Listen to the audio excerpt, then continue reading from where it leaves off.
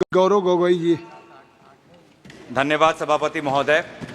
मैं आपके समक्ष खड़ा तो हूं, लेकिन वर्तमान में मेरा मन और मेरा ध्यान असम में हो रही बाढ़ पर है और मैं आशा करूंगा कि यहां की सरकार अपनी चिंता व्यक्त करे और असम में अभी तुरंत आज ही एनडीआरएफ की एक टीम भेजे और जल शक्ति के मंत्री भी वहां पे जाए, क्योंकि जिस प्रकार से एम्बैंकमेंट चारों तरफ टूट रहे हैं, पानी जिस तरफ से बढ़ रहा है, बहुत ही एक खतरनाक एक वातावरण वहाँ पे है।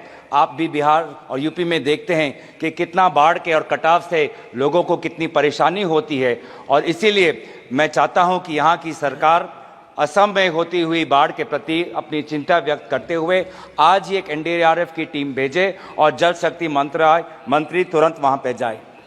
मैं शुरुआत में भाजपा के सांसदों और हमारे इंडिया अलायंस के सांसदों और सभी सांसदों को मैं विशेष रूप से अपने तरफ से शुभकामनाएं देता चाहूँगा कि वो इस चुनाव में जीत के आएँ। और विशेष रूप से मैं भाजपा के सांसदों को मैं शुभकामनाएं देना चाहता हूँ, क्योंकि आज इस चुनाव में उनको बहुत कठिनाई का सामना करना पड़ा। इससे पहले दो जो चुनाव हुए, 2024 का चुनाव, 2019 का चुनाव, उन दोनों चुनावों में उन्होंने सिर्फ नरेंद्र मोदी जी के नाम पर वो सत्ता में आए और इस सदन के अंदर आए, लेकिन इस चुनाव में उन्होंने खुद अनुभव किया होगा कि इस बार वोट उनको प्रधानमंत्री नरेंद्र मोदी जी के नाम पर नहीं, अगर आए हैं तो आपके काम और आपके परिश्रम पर आए हैं। आपसे भी कई सांसद ऐसे आए हैं जो घिस घिस के आए हैं, 30,000 वोट से आए हैं, 5,000 वोट से आए हैं। आप अपने बल पे आए हैं, किसी प्रधानमंत्री के नाम पर नहीं, आप अपने बल पे आए हैं और इसीलिए मैं आपको शुभकामनाएं मैं देना चाहूँगा और याद दिलाना चाहूँगा कि भारत की आवाम इस वोट से ये कहना चाहती है कि वो इंसान जो खुद को भगवान समझता है वो भगवान नहीं, सिर्फ इंसान है। ये संदेश आज देश के जनादेश में हमें दिखाई देता है और मैं धन्यवाद करना चाहूँगा इस देश के आम नागरिकों का, जिन्होंने आज एक प्रधानमंत्री को नहीं, आज देश ने एक मजबूत नेता प्रतिपक्ष को चुना है।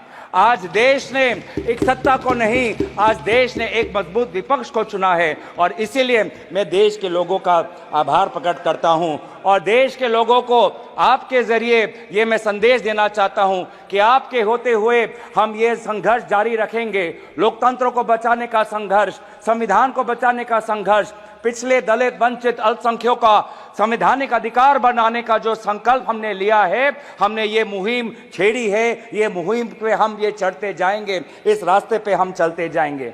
हम आवाज बन के रहेंगे उन देशवासियों की जिनकी समस्या ना आज इस सदन में व्यक्त होती है ना अखबारों में व्यक्त होती है। हम आवाज उठाएंगे उन गरीब लोगों की जो आज अस्पताल में लगभग 6-6 साल उनको रुकना पड़ता है पर उनको सर्जरी का अपॉइंटमेंट नहीं मिलता है।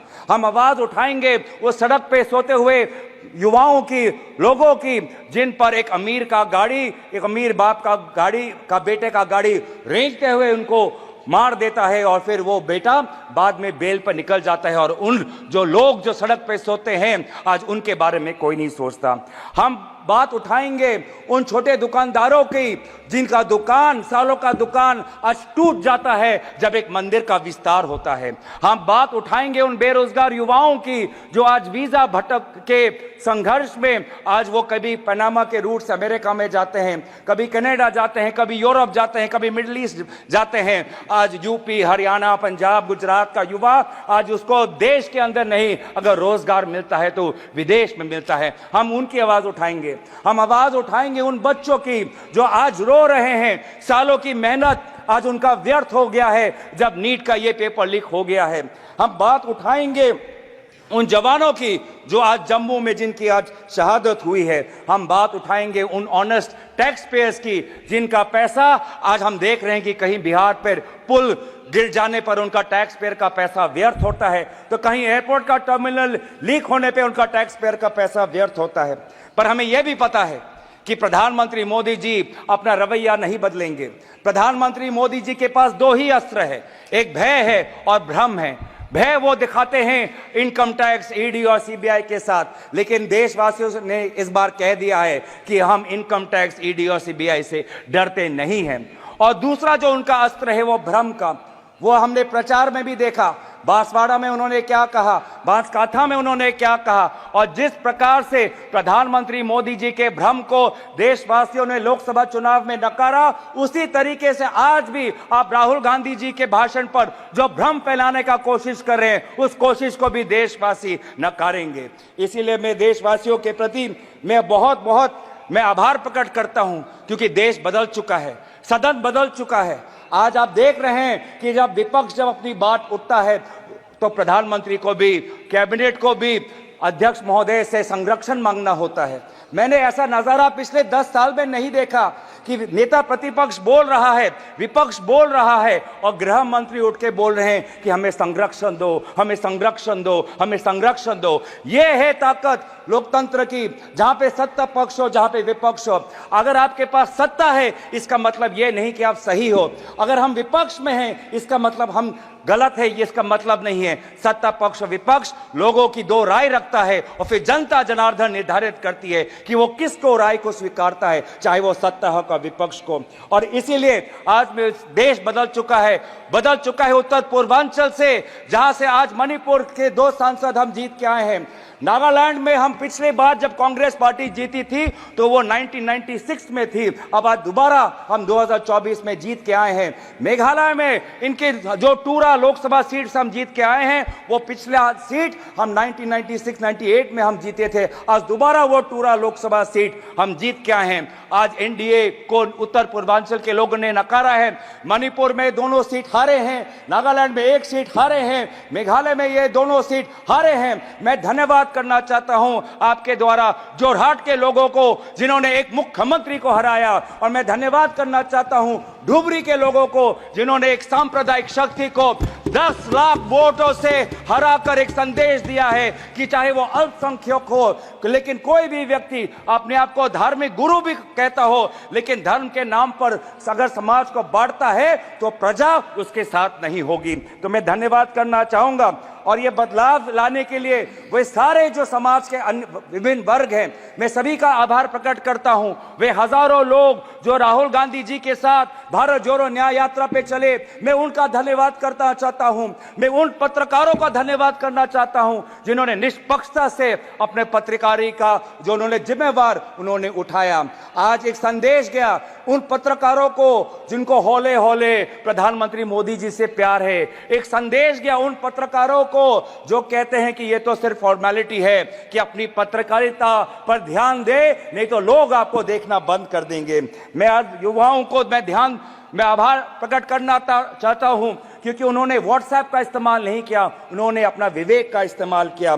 मैं उन सनातन धर्मों को मानने वाले लोगों का मैं आभार प्रकट करता हूं, जिन्होंने आज नफरत और हिंसा पर नहीं, लेकिन धर्म जो हमें सिखाता है इंसानियत, चाहे हिंदू हो, चाहे मुस्लिम हो, चाहे ईसाई हो, चाहे सिख हो, हर धर्म हमें सिखाता है कि हम एक अच्छा इंसान बने। इंसानियत के आदर्शों को हमें सिखाता है, समाज एक आदर्श बने वो हमें सिखाता है। मैं गुजारिश करना चाहता हूं आपके द्वारा, मैं अंत में आ रहा हूं सर, लास्ट के मैं 2-3 चीजें बोलना चाहता हूं। मैं आपके द्वारा मैं गुजारिश करना चाहता हूं कि आप बार बार बात करते हैं कि हमने एक नया सदन बनाया, लेकिन क्या ये उचित नहीं होता कि चाहे पुराना सदन हो चाहे नया सदन हो, इन दोनों सदनों के सामने डॉक्टर भीमराव अंबेडकर की मूर्ति हमारे सदन के सामने होनी चाहिए थी? क्या ये उचित नहीं था? क्या यह उचित नहीं था कि चाहे नया सदन हो? ये स्पीकर का प्रीमाइसेज होता है। मैं गुजारिश कर रहा हूं, मैं आपसे गुजारिश कर रहा हूं, मैं अपनी व्यथा गुजारिश कर रहा हूं। मैं स्पीकर महोदय को आपके द्वारा गुजारिश कर रहा हूं कि पहले के तरह सदन के सामने आदरणीय राष्ट्रपिता महात्मा गांधी जी के मूर्ति को रखिए, और पहले के तरह डॉक्टर भीमराव अंबेडकर के मूर्ति को मैं गुजारिश कर रहा हूं। मैं स्पीकर के निर्णय का सम्मान करते हुए उनके मैं गुजारिश कर रहा हूं कि हमारी भी बात सुने, हमारी भी जो मैं चेयर पे हूं, तो अगर आपने स्पीकर से गुजारिश की तो सुन लीजिए। आपने कहा कि बाबा भीमराव अंबेडकर की एक मूर्ति यहाँ जो स्थापित होनी चाहिए। आपको भी निमंत्रण गया होगा। इस पार्लियामेंट में पहली बार सारे महापुरुषों का, बाबा भीमराव अंबेडकर से लेकर के महाराणा प्रताप से लेकर के एक बड़ी वीथिका बनाई गई है उसी संविधान भवन के साथ, और जिसका उद्घाटन हुआ पिछले दिनों। शायद आप जाएंगे तो आपको लगेगा कि एक पार्लियामेंट के अंदर एक ऐसी चीज़ हो गई कि कोई भी बाहर का डेलीगेशंस या हमारे खुद मेंबर पार्लियामेंट या बाहर के लोग आएंगे तो उनको इस संविधान भवन, इस पार्लियामेंट के साथ साथ अपने देश के महापुरुषों को एक साथ सारी प्रतिमाओं को ढंग से रख करके पार्क बनाया गया है। धन्यवाद। अध्यक्ष, सभापति महोदय, मैं बस गुजारिश कर रहा हूं, आप हमारी भी बात रखने, आप सुनिए कि सदन के सामने अगर प्रेरणा स्थल बनाना भी हो तो सदन के सामने जहां पे उनका स्थान है, जहां पे उनके इतने सालों से जब डॉक्टर भीमराव अंबेडकर के मूर्ति को स्थापन करने के लिए एक पूरे देश में एक आंदोलन हुआ था, उस स्थान को एक वजह के से चुना गया था कि वो सदन के सामने हो। क्या ये उचित नहीं है? क्या ये हमारे गरिमा के अनुसार नहीं होना चाहिए कि सदन के सामने जिस हमारे भारतीय संविधान के निर्माता डॉक्टर भीमराव अंबेडकर और महात्मा गांधी जी हमारे सदन के सामने हो? तो मैं दोबारा आपसे गुजारिश करता हूं, हाथ जोड़ के मैं विनम्र आपसे अनुरोध करता हूं कि आप ये दोनों महापुरुषों के मूर्तियों को आप सदन में रखें और अंत में समाप्त करें। अंत में अगर समाप्त करें, अंत में मैं बस आ रहा हूं, अंत में जो हमने एक मांग रखी कि नीट को लेके एक चर्चा हो, शिक्षा विभाग को लेके आज एक बहुत एक असमंजस नेता प्रतिपक्ष ने नीट पर लेके एक चर्चा हो, उस चर्चे पे एक आप अमल करें। और बस आखिरी मांग कि आज जो आदरणीय शिक्षा मंत्री है उन्होंने अपनी जिम्मेवारी 2021 में ली, 2021 में अपनी जिम्मेवारी लेने के पश्चात आज इतने सारे पेपर लीक हुए, उनको शिक्षा मंत्री